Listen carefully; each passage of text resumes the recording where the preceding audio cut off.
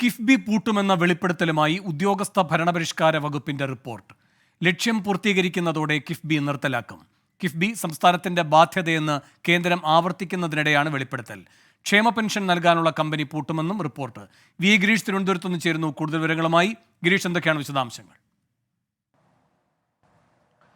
വേണു, ഉദ്യോഗസ്ഥ ഭരണപരിഷ്കാര വകുപ്പിന്റെ റിപ്പോർട്ടിലാണ് കിഫ്ബി പൂട്ടുമെന്ന് വ്യക്തമാക്കുന്നത്.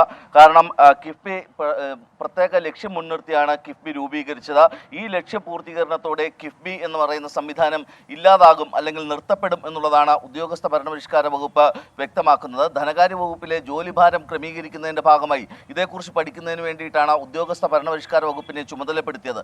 എന്നാൽ ഈ കിഫ്ബിയും അതോടൊപ്പം തന്നെ ക്ഷേമ പെൻഷൻ നൽകുന്നതിനുള്ള കമ്പനിയും പ്രത്യേക സംവിധാനങ്ങളാണ്. അതുകൊണ്ട് ഇത് ലക്ഷ്യപൂർത്തീകരണത്തോടെ പൂട്ടും. അതുകൊണ്ട് തന്നെ ഈ വകുപ്പുകളുമായി ബന്ധപ്പെട്ട ഈ സംവിധാനങ്ങളുമായി ബന്ധപ്പെട്ട പഠനം നടത്തുന്നില്ല എന്നുള്ളതാണ് ഉദ്യോഗസ്ഥ ഭരണപരിഷ്കാര വകുപ്പ് പറയുന്നത്.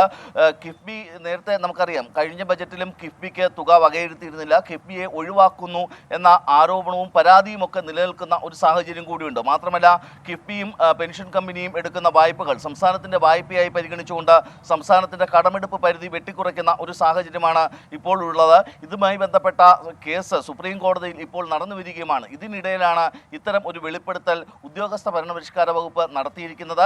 നേരത്തെ തന്നെ ചില സൂചനകൾ ഇതുമായി ബന്ധപ്പെട്ട് പുറത്തു വന്നിരുന്നു. കിഫ്ബി അടിസ്ഥാന സൗകര്യ വികസനത്തിന് വേണ്ടി ഒന്നാം പിണറായി സർക്കാരിന്റെ കാലത്ത് രൂപീകരിച്ചതാണ്. അന്ന് ധനമന്ത്രിയായിരുന്ന ഡോക്ടർ തോമസ് ഐസക്കിന്റെ നേതൃത്വത്തിലാണ് കിഫ്ബി രൂപീകരിക്കുന്നത്. പിന്നീട് ഈ അടിസ്ഥാന സൗകര്യ വികസനത്തിൽ നിന്നും കിഫ്ബിക്ക് വകയിരുത്തുന്ന ഫണ്ട് കുറയുന്ന ഒരു സാഹചര്യം ഉണ്ടായിരുന്നു. കഴിഞ്ഞ ബജറ്റിലാകട്ടെ കിഫ്ബിക്ക് തുക നീക്കിവെച്ചിരിക്കുകയും ചെയ്തില്ല. ഈ ഒരു സാഹചര്യത്തിൽ കിഫ്ബി പൂട്ടിയേക്കും എന്ന ചില സൂചനകളും ഒക്കെ ഉണ്ടായിരുന്നു. ഇപ്പോൾ ഉദ്യോഗസ്ഥ ഭരണപരിഷ്കാര വകുപ്പ് തന്നെ വ്യക്തമാക്കുന്നു, കിഫ്ബി ലക്ഷ്യപൂർത്തീകരണത്തിന് ശേഷം കിഫ്ബിയുടെ പ്രവർത്തനം അവസാനിപ്പിക്കും എന്ന്. വേണു, ശരി, കിഫ്ബിയുടെ പ്രവർത്തനം അവസാനിപ്പിക്കുമെന്ന് ഉദ്യോഗസ്ഥ ഭരണപരിഷ്കാര വകുപ്പിന്റെ റിപ്പോർട്ട്. വി ഗിരീഷാണ് തിരുവനന്തപുരത്ത് നിന്ന് വിശദാംശങ്ങൾ നൽകിയത്.